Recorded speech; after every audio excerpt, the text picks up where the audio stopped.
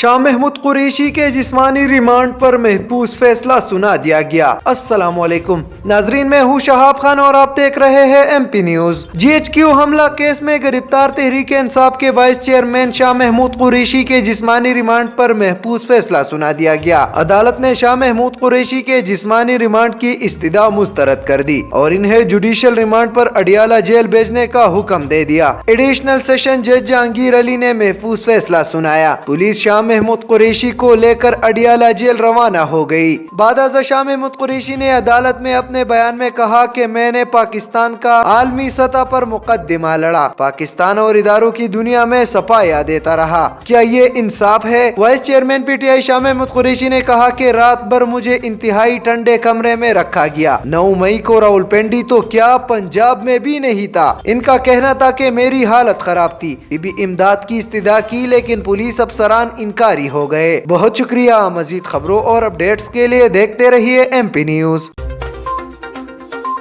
M P News Swat سمیت ملکی اور غیر ملکی خبریں آپ تک پہنچائے سب سے پہلے۔